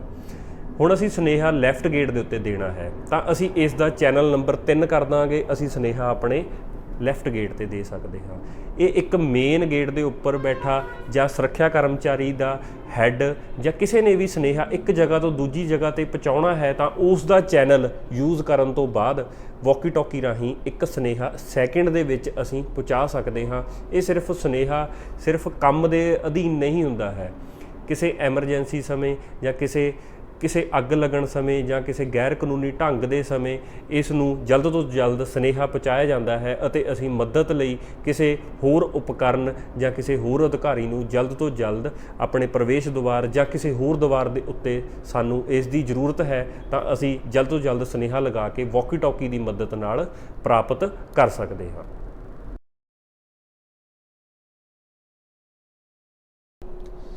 ਆਓ ਹੁਣ ਆਪਾਂ ਗੱਲ ਕਰਦੇ ਹਾਂ ਇੱਕ ਸੁਰੱਖਿਆ ਕਰਮਚਾਰੀ ਦੀ ਵਰਦੀ ਅਤੇ ਨਿੱਜੀ ਸਾਫ਼ ਸਫਾਈ ਦੇ ਬਾਰੇ। ਸੁਰੱਖਿਆ ਕਰਮਚਾਰੀ ਦੀ ਵਰਦੀ ਇੱਕ ਉਸ ਦਾ ਅਹਿਮ ਰੋਲ ਜਾਂ ਅਹਿਮ ਡਿਊਟੀ ਹੈ। ਇੱਕ ਨਿੱਜੀ ਸਾਫ਼ ਸਫਾਈ ਵੀ ਇੱਕ ਸੁਰੱਖਿਆ ਕਰਮਚਾਰੀ ਦੀ ਸਭ ਤੋਂ ਮੁੱਢਲੀ ਡਿਊਟੀ ਪਾਈ ਜਾਂਦੀ ਹੈ, ਕਿਉਂਕਿ ਇੱਕ ਸੁਰੱਖਿਆ ਕਰਮਚਾਰੀ ਜਦੋਂ ਇੱਕ ਮੇਨ ਗੇਟ ਦੇ ਉੱਤੇ ਜਾਂ ਪ੍ਰਵੇਸ਼ ਦੁਆਰ ਦੇ ਉੱਪਰ ਖੜਾ ਹੁੰਦਾ ਹੈ, ਆਪਣੀ ਡਿਊਟੀ ਦੇ ਉੱਪਰ ਤਾਇਨਾਤ ਹੁੰਦਾ ਹੈ ਤਾਂ ਉਸ ਦੇ ਲਈ ਉਸ ਦੀ ਪਹਿਚਾਣ ਆਮ ਨਾਲੋਂ ਜਾਂ ਆਮ ਪਬਲਿਕ ਨਾਲੋਂ ਅਲੱਗ ਮੰਨੀ ਜਾਵੇ ਜਾਂ ਦਿਖਣੀ ਚਾਹੀਦੀ ਹੈ, ਤਾਂ ਕਿ ਉਹ ਆਮ ਨਾਲੋਂ ਅਲੱਗ ਦਿਖੇ। ਉਸ ਦੀ ਪਹਿਚਾਣ ਹਰੇਕ ਵਿਅਕਤੀ ਜਲਦ ਤੋਂ ਜਲਦ ਕਰ ਸਕੇ ਕਿ ਕਿਸੇ ਕਿਸਮ ਦੀ ਕੋਈ ਜ਼ਰੂਰਤ ਹੈ ਜਾਂ ਕਿਸੇ ਕਿਸਮ ਦੀ ਕਿਸੇ ਕਿਸਮ ਦੀ ਹੈਲਪ ਚਾਹੀਦੀ ਹੈ ਰਾਸਤੇ ਪ੍ਰਤੀ ਜਾਂ ਕਿਸੇ ਹੋਰ ਕੋਈ ਵੀ ਕੰਮ ਦੇ ਲਈ, ਤਾਂ ਉਹ ਸੁਰੱਖਿਆ ਕਰਮਚਾਰੀ ਨੂੰ ਜਲਦ ਤੋਂ ਜਲਦ ਲੱਭ ਕੇ ਅਤੇ ਉਸ ਦੀ ਪਹਿਚਾਣ ਕਰਕੇ ਉਸ ਤੋਂ ਹੈਲਪ ਲੈ ਸਕਣ। ਅਤੇ ਜ਼ਰੂਰੀ ਨਹੀਂ ਹੈ ਕਿ ਕਿਸੇ ਕਿਸਮ ਦੀ ਕੋਈ ਹੈਲਪ ਹੀ ਲੈਣੀ ਹੈ, ਕਿਸੇ ਵਿਅਕਤੀ ਨੂੰ ਕੋਈ ਸੁਰੱਖਿਆ ਪ੍ਰਤੀ ਵੀ ਕੋਈ ਜਾਣਕਾਰੀ ਦੇਣੀ ਹੋ ਸਕਦੀ ਹੈ ਜਾਂ ਕਿਸੇ ਕਿਸਮ ਦੀ ਕੋਈ ਐਮਰਜੈਂਸੀ ਵੀ ਹੋ ਸਕਦੀ ਹੈ। ਉਹ ਪਹਿਚਾਣ ਬਿਲਕੁਲ ਅਲੱਗ ਕਰਨ ਦੇ ਲਈ ਵਰਦੀ ਦੀ ਜ਼ਰੂਰਤ ਹੁੰਦੀ ਹੈ। ਨਿੱਜੀ ਸਾਫ਼ ਸਫਾਈ ਇਸ ਲਈ ਜ਼ਰੂਰੀ ਹੈ ਕਿਉਂਕਿ ਇੱਕ ਕਰਮਚਾਰੀ ਨੇ ਜਦੋਂ ਪ੍ਰਵੇਸ਼ ਦੁਆਰ ਉੱਪਰ ਖੜਾ ਹੁੰਦਾ ਹੈ ਡਿਊਟੀ ਦੌਰਾਨ ਉਸ ਦੀ ਮੁਲਾਕਾਤ ਜਾਂ ਉਸ ਦੀ ਦਿੱਖ ਵਧੀਆ ਹੋਣੀ ਚਾਹੀਦੀ ਹੈ ਤਾਂ ਕਿ ਉਹ ਆਮ ਲੋਕਾਂ ਨੂੰ ਦੇਖਣ ਦੇ ਵਿੱਚ ਮਨਮੋਹਕ ਦਿਖੇ ਅਤੇ ਚੰਗਾ ਦਿਖੇ। ਹੁਣ ਆਪਾਂ ਵਰਦੀ ਦੀ ਗੱਲ ਕਰਦੇ ਹਾਂ। ਇੱਕ ਸੁਰੱਖਿਆ ਕਰਮਚਾਰੀ ਦੀ ਵਰਦੀ ਕਿਸੇ ਵੀ ਫੌਜ ਜਾਂ ਪੁਲਿਸ ਦੇ ਸਮਾਨ ਨਹੀਂ ਹੋਣੀ ਚਾਹੀਦੀ, ਜਿਵੇਂ ਕਿ ਪੁਲਿਸ ਦੀ ਵਰਦੀ ਜਿਵੇਂ ਕਿ ਖਾਕੀ ਜਾਂ ਫੌਜ ਦੀ ਵਰਦੀ ਜਾਂ ਕਾਲੀ ਵਰਦੀ, ਇਹ ਐਵੇਂ ਜੋ ਕਾਨੂੰਨੀ ਤੌਰ 'ਤੇ ਜੋ ਸਾਡੀਆਂ ਫੋਰਸਿਸ ਹਨ ਉਹਨਾਂ ਦੇ ਸਮਾਨ ਵਰਦੀ ਨਹੀਂ ਹੋਣੀ ਚਾਹੀਦੀ, ਕਿਉਂਕਿ ਇੱਕ ਜੋ ਫੌਜ ਦੀ ਵਰਦੀ ਹੈ, ਨੇਵੀ ਦੀ ਵਰਦੀ ਹੈ ਜਾਂ ਪੁਲਿਸ ਦੀ ਵਰਦੀ ਹੈ, ਉਹ ਆਮ ਵਰਦੀ ਹਰ ਸੁਰੱਖਿਆ ਕਰਮਚਾਰੀ ਤੋਂ ਅਲੱਗ ਹੋਣੀ ਚਾਹੀਦੀ ਹੈ। ਹੁਣ ਵਰਦੀ ਦੇ ਵਿੱਚ ਕੀ ਉਪਯੋਗੀ ਜਾਂ ਕੀ ਵਰਤਿਆ ਹੋਣਾ ਚਾਹੀਦਾ ਹੈ ਤਾਂ ਕਿ ਸੁਰੱਖਿਆ ਕਰਮਚਾਰੀ ਇਸ ਨੂੰ ਪਾਉਣ ਤੋਂ ਬਾਅਦ ਮਨਮੋਹਕ ਲੱਗੇ ਅਤੇ ਅਲੱਗ ਦਿਖੇ, ਤਾਂ ਕਿ ਉਹ ਪੁਲਿਸ ਦੇ ਬਰਾਬਰ ਵੀ ਨਾ ਲੱਗੇ ਜਾਂ ਪੁਲਿਸ ਦੇ ਸਮਾਨ ਵੀ ਨਾ ਲੱਗੇ ਅਤੇ ਦੇਖਣ ਨੂੰ ਉਹ ਪ੍ਰੋਪਰ ਇੱਕ ਸੁਰੱਖਿਆ ਕਰਮਚਾਰੀ ਡਿਊਟੀ 'ਤੇ ਤੈਨਾਤ ਇੱਕ ਵਿਅਕਤੀ ਅਤੇ ਸੁਰੱਖਿਆ ਕਰਮਚਾਰੀ ਦੇ ਵਜੋਂ ਵੀ ਦੇਖਿਆ ਜਾਂ ਤੈਨਾਤ ਹੋਣਾ ਚਾਹੀਦਾ ਹੈ। ਜਿਵੇਂ ਕਿ ਇਸ ਦੀ ਸ਼ਰਟ ਜਾਂ ਪੈਂਟ ਪ੍ਰੋਪਰ ਹੋਣੀ ਚਾਹੀਦੀ ਹੈ। ਇਹ ਨਾ ਹੋਵੇ ਕਿ ਉਸ ਦੀ ਸ਼ਰਟ ਦਾ ਰੰਗ ਹੋਰ ਹੋਵੇ ਅਤੇ ਪੈਂਟ ਦਾ ਰੰਗ ਹੋਰ ਹੋਵੇ ਅਤੇ ਜਾਂ ਉਸ ਦੇ ਕੱਪੜਿਆਂ ਦੇ ਵਿੱਚ ਬਹੁਤ ਬਲ ਹੋਣ, ਉਸ ਦੀ ਵਰਦੀ ਪ੍ਰੋਪਰ ਪ੍ਰੈਸ ਕੀਤੀ ਹੋਵੇ, ਟਾਈ ਲੱਗੀ ਹੋਣੀ ਚਾਹੀਦੀ ਹੈ। ਅਗਰ ਕੋਈ ਸੁਰੱਖਿਆ ਕਰਮਚਾਰੀ ਪੱਗ ਬੰਨ੍ਹਦਾ ਹੈ ਤਾਂ ਉਸ ਦੀ ਪ੍ਰੋਪਰ ਪੱਗ ਬੰਨੀ ਹੋਵੇ ਅਤੇ ਪੱਗ ਦੇ ਨਾਲ ਉਸ ਦਾ ਕੋਈ ਬੈਚ ਵੀ ਹੋਣਾ ਚਾਹੀਦਾ ਹੈ, ਜਿਹੜਾ ਕਿ ਜਾਂ ਬੱਕਲ ਉਹ ਪੱਗ ਦੇ ਉੱਪਰ ਲੱਗਿਆ ਹੋਣਾ ਚਾਹੀਦਾ ਹੈ। ਇਸ ਤੋਂ ਬਾਅਦ ਸੁਰੱਖਿਆ ਕਰਮਚਾਰੀ ਦੇ ਇੱਕ ਨੇਮ ਪਲੇਟ ਵੀ ਹੁੰਦੀ ਹੈ, ਜਿਸ ਤੋਂ ਇੱਕ ਸੁਰੱਖਿਆ ਕਰਮਚਾਰੀ ਦਾ ਨੇਮ ਪਤਾ ਲੱਗਦਾ ਹੈ, ਜੋ ਕਿ ਉਸ ਦੇ ਛਾਤੀ ਦੇ ਉੱਪਰ ਲੱਗਿਆ ਹੁੰਦਾ ਹੈ, ਜੋ ਉਸ ਦੇ ਨਾਮ ਨੂੰ ਦਰਸਾਉਂਦਾ ਹੈ। ਅਤੇ ਉਸ ਤੋਂ ਬਾਅਦ ਇੱਕ ਸੁਰੱਖਿਆ ਕਰਮਚਾਰੀ ਦੇ ਮੋਢਿਆਂ ਉੱਤੇ ਵੀ ਇੱਕ ਤੁੱਕੀਆਂ ਲਾਈਆਂ ਜਾਂਦੀਆਂ ਹਨ, ਜੋ ਕਿ ਉਸ ਦੀ ਰੈਂਕ ਨੂੰ ਵੀ ਦੱਸਦਾ ਹੈ ਕਿ ਇਹ ਸੁਰੱਖਿਆ ਕਰਮਚਾਰੀ ਦਾ ਹੈੱਡ ਹੈ ਜਾਂ ਮੈਨੇਜਰ ਹੈ ਜਾਂ ਇੱਕ ਸੁਰੱਖਿਆ ਕਰਮਚਾਰੀ ਦਾ ਲੋਅਰ ਇੱਕ ਸੁਰੱਖਿਆ ਕਰਮਚਾਰੀ ਹੈ। ਇਸ ਤੋਂ ਬਿਨਾਂ ਸੁਰੱਖਿਆ ਕਰਮਚਾਰੀ ਦੀ ਵਰਦੀ ਦੇ ਉੱਪਰ ਇੱਕ ਸੁਰੱਖਿਆ ਕਰਮਚਾਰੀ ਜੋ ਉਹ ਕੰਪਨੀ ਪ੍ਰੋਵਾਈਡ ਕਰਦੀ ਹੈ, ਉਹ ਵਰਦੀ ਦੇ ਉੱਤੇ ਵੀ ਇਸ ਦਾ ਨਾਮ ਅਤੇ ਬੈਚ ਲੱਗਿਆ ਹੁੰਦਾ ਹੈ। ਉਹ ਮੋਢੇ ਉੱਤੇ ਜਾਂ ਛਾਤੀ ਦੇ ਉੱਪਰ ਉਹ ਸ਼ਰਟ ਦੇ ਉੱਪਰ ਯੂਜ਼ ਕਰਿਆ ਹੁੰਦਾ ਹੈ ਜਾਂ ਲਗਾਇਆ ਜਾਂਦਾ ਹੈ। ਇਸ ਤੋਂ ਬਾਅਦ ਸੁਰੱਖਿਆ ਕਰਮਚਾਰੀ ਦੇ ਹਮੇਸ਼ਾ ਪੈਂਟ ਪ੍ਰੋਪਰ ਸਾਫ਼ ਸੁਥਰੀ ਅਤੇ ਬਿਨਾਂ ਬਲ ਤੋਂ ਪ੍ਰੈਸ ਕੀਤੀ ਹੋਵੇ, ਬੈਲਟ ਲੱਗੀ ਹੋਵੇ, ਬੈਲਟ ਵੀ ਪ੍ਰੋਪਰ ਬੱਕਲ ਵਾਲੀ ਅਤੇ ਵਧੀਆ ਬੈਚ ਵਾਲੀ ਹੋਣੀ ਚਾਹੀਦੀ ਹੈ। ਇਸ ਤੋਂ ਬਿਨਾਂ ਸੁਰੱਖਿਆ ਕਰਮਚਾਰੀ ਦੇ ਹਮੇਸ਼ਾ ਬੂਟ ਪਾਏ ਹੋਣ, ਨਾਲ ਜੁਰਾਬਾਂ ਸਾਫ਼ ਸੁਥਰੀਆਂ ਅਤੇ ਬੂਟ ਪੋਲਿਸ਼ ਕੀਤੇ ਹੋਣ, ਤਾਂ ਕਿ ਸੁਰੱਖਿਆ ਕਰਮਚਾਰੀ ਦੇਖਣ ਨੂੰ ਅਤੇ ਆਮ ਤੌਰ 'ਤੇ ਆਮ ਪਬਲਿਕ ਨੂੰ ਅਲੱਗ ਅਤੇ ਦੇਖਣ ਨੂੰ ਵੀ ਚੰਗਾ ਲੱਗ ਸਕੇ। ਹੁਣ ਆਪਾਂ ਗੱਲ ਕਰਦੇ ਹਾਂ CCTV ਕੈਮਰੇ ਬਾਰੇ। CCTV ਕੈਮਰੇ ਦੀ ਫੁੱਲ ਫਾਰਮ ਹੁੰਦੀ ਹੈ ਕਲੋਜ਼ ਸਰਕਟ ਟੈਲੀਵਿਜ਼ਨ। ਇਹ ਕੈਮਰੇ ਅਲੱਗ-ਅਲੱਗ ਜਗ੍ਹਾ ਦੇ ਉੱਪਰ ਅਲੱਗ-ਅਲੱਗ ਪ੍ਰਕਾਰ ਦੇ ਲਗਾਏ ਜਾਂਦੇ ਹਨ। CCTV ਕੈਮਰੇ ਇਹ ਅਲੱਗ-ਅਲੱਗ, ਜਿਵੇਂ ਕਿ ਕਈ ਕੈਮਰੇ ਜਗ੍ਹਾ ਦੇ ਅਨੁਸਾਰ ਘੁੰਮਣ ਵਾਲੇ ਲਗਾਏ ਜਾਂਦੇ ਹਨ, ਜਿਹੜੇ ਕਿ ਹਰ ਦਿਸ਼ਾ ਤੋਂ, ਇੱਕ ਦਿਸ਼ਾ ਤੋਂ ਲੈ ਕੇ ਦੂਜੀ ਦਿਸ਼ਾ ਤੱਕ, ਦੂਜੀ ਦਿਸ਼ਾ ਤੋਂ ਲੈ ਕੇ ਤੀਜੀ ਦਿਸ਼ਾ ਤੱਕ ਹਰ ਦਿਸ਼ਾ ਦੇ ਵਿੱਚ ਘੁੰਮ ਸਕਦੇ ਨੇ ਅਤੇ ਚਾਰੋਂ ਪਾਸੇ ਦੀ ਸਿਕਿਉਰਿਟੀ ਕਵਰ ਕਰ ਸਕਦੇ ਹਨ। ਇਹਨਾਂ ਨੂੰ 360 ਡਿਗਰੀ ਕੈਮਰਾ ਵੀ ਕਿਹਾ ਜਾਂਦਾ ਹੈ। ਇਸ ਤੋਂ ਬਿਨਾਂ ਉੱਡਣ ਵਾਲੇ ਡਰੋਨ ਕੈਮਰੇ, ਇਸ ਤੋਂ ਬਿਨਾਂ ਸਥਿਰ ਕੈਮਰੇ, ਜਿਵੇਂ ਕਿ ਸਥਿਰ ਕੈਮਰੇ ਆਪਾਂ ਆਮ ਤੌਰ 'ਤੇ ਮਾਲ ਦੇ ਵਿੱਚ ਜਾਂ ਕਿਸੇ ਇਮਾਰਤ, ਬੰਦਰਗਾਹ ਜਾਂ ਕਿਸੇ ਘਰਾਂ ਦੇ ਵਿੱਚ ਵੀ ਲਗਾਏ ਜਾਂਦੇ ਹਨ। ਉਹ ਸਥਿਰ ਕੈਮਰੇ ਹੀ ਜ਼ਿਆਦਾਤਰ ਯੂਜ਼ ਕਰੇ ਜਾਂਦੇ ਹਨ। ਸਥਿਰ ਕੈਮਰੇ ਹਮੇਸ਼ਾ ਅਲੱਗ-ਅਲੱਗ ਦਿਸ਼ਾ ਦੇ ਵਿੱਚ ਲਗਵਾਏ ਜਾਂਦੇ ਹਨ, ਕਿ ਜਿਵੇਂ ਕਿ ਇੱਕ ਦਿਸ਼ਾ ਜਾਂ ਪ੍ਰਵੇਸ਼ ਦੁਆਰ ਤੋਂ ਆਉਂਦੇ ਸਮੇਂ ਜਾਂ ਪ੍ਰਵੇਸ਼ ਦੁਆਰ ਤੋਂ ਨਿਕਲਣ ਸਮੇਂ, ਜਾਂ ਆਮ ਤੌਰ 'ਤੇ ਕਿਸੇ ਬਾਲਕੋਨੀ ਦੇ ਵਿੱਚ, ਪੌੜੀਆਂ ਦੇ ਵਿੱਚ, ਜਾਂ ਕਿਸੇ ਜਗ੍ਹਾ ਦੇ ਉੱਪਰ ਅਸੀਂ ਬੈਠਦੇ ਹਾਂ, ਉਹ ਜਗ੍ਹਾ ਦੇ ਉੱਪਰ ਇਹ ਅਲੱਗ-ਅਲੱਗ ਜਗ੍ਹਾ 'ਤੇ ਸਥਿਰ ਹੁੰਦੇ ਹਨ ਅਤੇ ਉਨੀ ਹੀ ਜਗ੍ਹਾ ਦੀ ਫੁਟੇਜ ਕਵਰ ਕਰਦੇ ਹਨ। ਸਥਿਰ ਕੈਮਰੇ ਜਾਂ ਕੋਈ ਵੀ ਕੈਮਰੇ, ਇਹਨਾਂ ਦੀ ਵੀਡੀਓ ਹਮੇਸ਼ਾ ਕੰਟਰੋਲ ਰੂਮ ਦੇ ਵਿੱਚ ਹੀ ਰਿਕਾਰਡ ਹੁੰਦੀ ਹੈ। ਆਮ ਤੌਰ 'ਤੇ ਅਸੀਂ ਦੇਖਦੇ ਹਾਂ ਕਿਸੇ ਮਾਲ ਜਾਂ ਕਿਸੇ ਜਗ੍ਹਾ ਦੇ ਉੱਪਰ ਭੀੜ ਵੀ ਹੁੰਦੀ ਹੈ, ਕਈ ਵਾਰ ਭੀੜ ਨਹੀਂ ਵੀ ਹੁੰਦੀ ਹੈ, ਪਰ CCTV ਕੈਮਰੇ ਹਰ ਜਗ੍ਹਾ ਦੇ ਉੱਪਰ ਲਗਾਏ ਜਾਂਦੇ ਹਨ। ਇੱਕ ਸਟੋਰ, ਇੱਕ ਕਿਸੇ ਕਮਰੇ ਦੇ ਵਿੱਚ ਜਾਂ ਕਿਸੇ ਪੌੜੀਆਂ ਦੇ ਉੱਪਰ।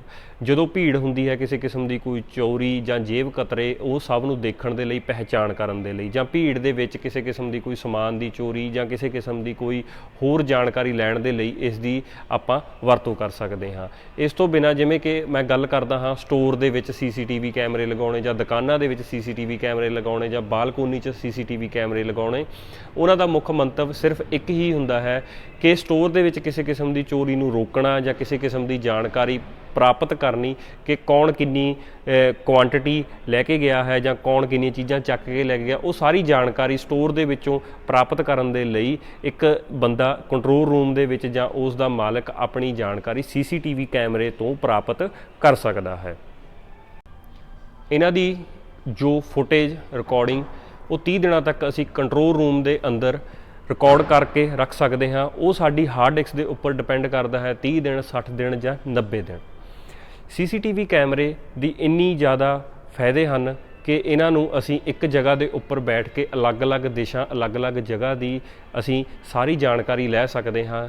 ਕੋਈ ਕਿਸੇ ਕਿਸਮ ਦੀ ਕੋਈ ਹਰਕਤ ਕਰਦਾ ਹੈ, ਗਲਤ ਹਰਕਤ, ਗੈਰ ਕਾਨੂੰਨੀ ਹਰਕਤ, ਚੰਗੀ ਹਰਕਤ ਜਾਂ ਕਿਸੇ ਕਿਸਮ ਦੀ ਕੋਈ ਛੇੜਖਾਨੀ, ਉਹ ਸਾਰੀ ਹਰਕਤ ਅਸੀਂ CCTV ਕੈਮਰੇ ਦੇ ਵਿੱਚ ਦੇਖਦੇ ਹਾਂ ਅਤੇ CCTV ਕੈਮਰੇ ਦੇ ਵਿੱਚ ਅਸੀਂ ਹਰ ਤਰ੍ਹਾਂ ਦੀ ਜਾਣਕਾਰੀ ਲੈ ਸਕਦੇ ਹਾਂ।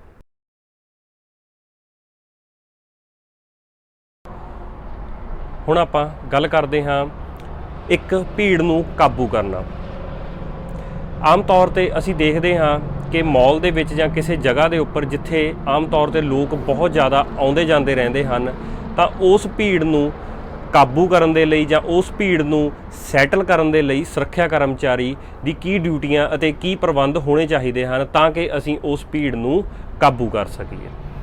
ਹੁਣ ਆਪਾਂ ਗੱਲ ਕਰਦੇ ਹਾਂ ਕਿ ਇੱਕ ਭੀੜ ਨੂੰ ਕਿਸ ਤਰ੍ਹਾਂ ਵੰਡਿਆ ਜਾਵੇ ਤਾਂ ਕਿ ਉਹ ਲੋਕਾਂ ਨੂੰ ਅਲੱਗ-ਅਲੱਗ ਕਤਾਰਾਂ ਦੇ ਵਿੱਚ ਆਉਣ ਲਈ ਕਿਹਾ ਜਾਵੇ ਅਤੇ ਅਲੱਗ-ਅਲੱਗ ਲੋਕਾਂ ਦੇ ਗਰੁੱਪ ਵੰਡੇ ਜਾਣ ਤਾਂ ਕਿ ਭੀੜ ਇਕੱਠੀ ਨਾ ਹੋਵੇ ਅਤੇ ਇੱਕ ਰੂਲ ਨੂੰ ਫੋਲੋ ਕਰਦੇ ਹੋਏ ਉਹ ਲੋਕ ਉਸ ਨੂੰ ਉਸ ਹਿਸਾਬ ਦੇ ਨਾਲ ਚੱਲਦੇ ਹੋਣ ਤਾਂ ਕਿ ਉਹ ਸੁਰੱਖਿਆ ਵਾਤਾਵਰਨ ਬਣਿਆ ਰਹੇ।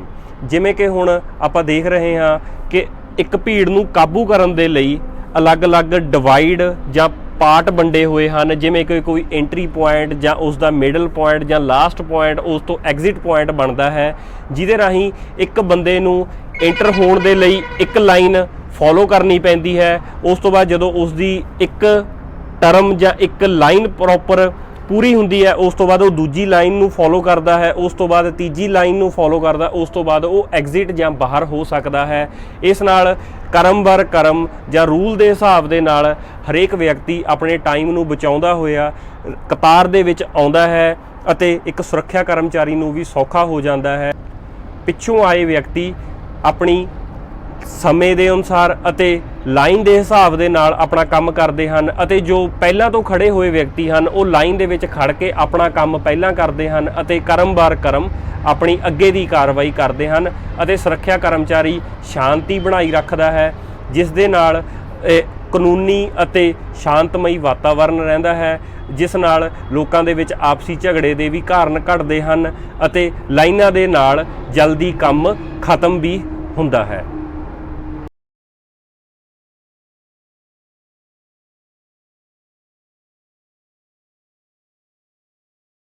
ਆਓ ਹੁਣ ਆਪਾਂ ਗੱਲ ਕਰੀਏ ਵੇਟਿੰਗ ਰੂਮ ਜਾਂ ਵਿਜ਼ਟਰਾਂ ਦੇ ਵੇਟਿੰਗ ਕਰਨ ਦੇ ਲਈ ਇੱਕ ਸੀਟਿੰਗ ਮੈਨੇਜਮੈਂਟ ਜਾਂ ਇੱਕ ਪ੍ਰੋਪਰ ਉਹਨਾਂ ਦੀ ਮੈਨੇਜਮੈਂਟ ਕਿਸ ਤਰ੍ਹਾਂ ਕਰ ਸਕਦੇ ਹਾਂ। ਇੱਕ ਵਿਜ਼ਟਰ ਜਦੋਂ ਕਿਸੇ ਜਗ੍ਹਾ ਦੇ ਉੱਪਰ ਆਉਂਦਾ ਹੈ ਜਾਂ ਕਿਸੇ ਮਾਲ ਦੇ ਵਿੱਚ ਆਉਂਦਾ ਹੈ ਜਾਂ ਕਿਸੇ ਸੰਸਥਾ ਦੇ ਵਿੱਚ ਆਉਂਦਾ ਹੈ, ਉਸ ਦਾ ਕੰਮ ਚਾਹੇ 5 ਮਿੰਟ ਦਾ ਚਾਹੇ 10 ਮਿੰਟ ਦਾ, ਪਰ ਕਿਸੇ ਵਿਅਕਤੀ ਨੂੰ ਅਸੀਂ ਉਸੇ ਵਕਤ ਨਹੀਂ ਮਿਲਾ ਸਕਦੇ, ਕੋਈ ਕੰਮ ਦੇ ਕਾਰਨ ਜਾਂ ਕਿਸੇ ਜਗ੍ਹਾ ਦੇ ਕਾਰਨ। ਇਸ ਕਰਕੇ ਇੱਕ ਵਿਜ਼ਟਰ ਨੂੰ ਉਸ ਦੀ ਉਨਾ ਟਾਈਮ ਬਚਾਉਣ ਦੇ ਲਈ ਜਾਂ ਉਨਾ ਟਾਈਮ ਵੇਟ ਕਰਨ ਦੇ ਲਈ ਉਸ ਦਾ ਪ੍ਰੋਪਰ ਪ੍ਰਬੰਧ ਸੰਸਥਾ ਵੱਲੋਂ ਕੀਤਾ ਜਾਂਦਾ ਹੈ। ਜਦੋਂ ਇੱਕ ਵਿਅਕਤੀ ਸੰਸਥਾ ਦੇ ਵਿੱਚ ਆਉਂਦਾ ਹੈ ਤਾਂ ਸੁਰੱਖਿਆ ਕਰਮਚਾਰੀ ਉਸ ਦਾ ਨਾਮ ਅਤੇ ਉਸ ਦੇ ਕੰਮ ਦਾ ਢੰਗ ਅਤੇ ਉਸ ਦੀ ਜੋ ਕੰਮ ਕਰਨ ਆਇਆ ਹੈ ਉਹ ਸਭ ਦੀ ਜਾਣਕਾਰੀ ਉਹ ਇੱਕ ਰਜਿਸਟਰ ਦੇ ਵਿੱਚ ਨੋਟ ਕਰ ਲੈਂਦਾ ਹੈ। ਉਸ ਤੋਂ ਬਾਅਦ ਉਸ ਨੂੰ ਇੱਕ ਵੇਟ ਕਰਨ ਦੇ ਲਈ ਕਿਹਾ ਜਾਂਦਾ ਹੈ। ਉਹ ਵੇਟਿੰਗ ਰੂਮ ਕਿਸ ਤਰ੍ਹਾਂ ਦਾ ਹੋਣਾ ਚਾਹੀਦਾ ਹੈ? ਇੱਕ ਵੇਟਿੰਗ ਰੂਮ ਪ੍ਰੋਪਰ ਮੈਨੇਜ ਕੀਤਾ ਹੋਣਾ ਚਾਹੀਦਾ ਹੈ, ਜਿਸ ਵਿੱਚ ਕੁਰਸੀਆਂ ਲੱਗੀਆਂ ਹੋਣ ਅਤੇ ਇੱਕ ਟੇਬਲ ਲੱਗੇ ਹੋਣ, ਉਸ ਦੇ ਵਿੱਚ ਉਸ ਦੇ ਬੈਠਣ ਦਾ ਪ੍ਰਬੰਧ। ਅਗਰ ਕੋਈ ਵਿਅਕਤੀ ਬਿਮਾਰ ਹੈ ਤਾਂ ਉਸ ਦੇ ਮੈਡੀਕਲ ਦਾ ਵੀ ਥੋੜ੍ਹਾ ਬਹੁਤਾ ਪ੍ਰਬੰਧ ਹੋਣਾ ਚਾਹੀਦਾ ਹੈ, ਜੋ ਕਿ ਫਸਟ ਏਡ ਕਹਿ ਸਕਦੇ ਹਾਂ, ਜਾਂ ਕਿਸੇ ਵਿਅਕਤੀ ਨੂੰ ਕਿਸੇ ਤਰ੍ਹਾਂ ਦੀ ਰਿਫਰੈਸ਼ਮੈਂਟ ਵੀ ਦੇ ਸਕਦੇ ਹਾਂ, ਚਾਹ ਪਾਣੀ ਜਾਂ ਕਿਸੇ ਕਿਸਮ ਦਾ ਕੋਈ ਲੰਚ ਦਾ ਟਾਈਮ ਹੈ ਤਾਂ ਉਸ ਨੂੰ ਲੰਚ ਵੀ ਕਰਵਾ ਸਕਦੇ ਹਾਂ। ਇਸ ਲਈ ਇੱਕ ਵਿਜ਼ਟਰ ਲਈ ਜਾਂ ਇੱਕ ਮਹਿਮਾਨ ਲਈ ਪ੍ਰੋਪਰ ਮੈਨੇਜ ਹੋਣਾ ਚਾਹੀਦਾ ਹੈ ਤਾਂ ਕਿ ਉਹ ਜਿੰਨਾ ਟਾਈਮ ਉਹ ਵੇਟ ਕਰ ਰਿਹਾ ਹੈ ਤਾਂ ਕਿ ਉਸ ਦੇ ਟਾਈਮ ਦਾ ਪ੍ਰਬੰਧ ਕੀਤਾ ਜਾਵੇ ਜਾਂ ਉਸ ਦੇ ਟਾਈਮ ਨੂੰ ਮੈਨੇਜ ਕੀਤਾ ਜਾਵੇ ਤਾਂ ਕਿ ਉਹ ਉਸ ਦਾ ਟਾਈਮ ਬੋਰ ਨਾ ਹੁੰਦਾ ਹੋਵੇ, ਉਸ ਦਾ ਦਿਮਾਗ ਕਿਸੇ ਹੋਰ ਪਾਸੇ ਨਾ ਲੱਗੇ। ਇਸ ਲਈ ਉਸ ਨੂੰ ਪ੍ਰੋਪਰ ਹਰ ਤਰ੍ਹਾਂ ਦਾ ਇਨਵਾਇਰਮੈਂਟ, ਵਧੀਆ ਇਨਵਾਇਰਮੈਂਟ ਮੁਹੱਈਆ ਕਰਵਾਉਣਾ ਚਾਹੀਦਾ ਹੈ। ਵਿਜ਼ਟਰਾਂ ਦੇ ਸਮੇਂ ਪ੍ਰਬੰਧ ਦੇ ਲਈ, ਉਹਨਾਂ ਦੇ ਐਂਟਰਟੇਨਮੈਂਟ ਮਨੋਰੰਜਨ ਦੇ ਲਈ ਉਹਨਾਂ ਦੇ TV ਜਾਂ ਮੈਗਜ਼ੀਨ ਜਾਂ ਕਿਸੇ ਕਿਸਮ ਦੇ ਹੋਰ ਵੀ ਕੋਈ ਸਾਧਨ ਅਪਣਾ ਸਕਦੇ ਹਾਂ ਜਿਨ੍ਹਾਂ ਨਾਲ ਉਹਨਾਂ ਦਾ ਮਨੋਰੰਜਨ ਹੋਵੇ ਅਤੇ ਉਹਨਾਂ ਦਾ ਸਮਾਂ ਬੱਚਤ ਜਾਂ ਸਮਾਂ ਅਸੀਂ ਕੱਢ ਸਕੀਏ, ਜਿੰਨਾ ਟਾਈਮ ਉਹਨਾਂ ਨੂੰ ਅਸੀਂ ਕਿਸੇ ਕੰਮ ਦੇ ਅਧੀਨ ਲੈ ਕੇ ਨਹੀਂ ਆਉਂਦੇ ਜਾਂ ਕਿਸੇ ਵਿਅਕਤੀ ਨੂੰ ਅਸੀਂ ਮਿਲਾਉਂਦੇ ਨਹੀਂ। ਤਾਂ ਇਸ ਲਈ ਉਹਨਾਂ ਦਾ ਸਮਾਂ ਕੱਢਣ ਦੇ ਲਈ ਕਿਸੇ ਤਰ੍ਹਾਂ ਦੀ ਕੋਈ ਐਂਟਰਟੇਨਮੈਂਟ ਚੀਜ਼ ਹੋਣੀ ਚਾਹੀਦੀ ਹੈ ਤਾਂ ਕਿ ਉਹ ਉਹਨਾਂ ਟਾਈਮ ਉਹ ਆਪਣਾ ਕਿਸੇ ਹੋਰ ਕੰਮ ਦੇ ਵਿੱਚ ਰੁੱਝੇ ਰਹਿਣ।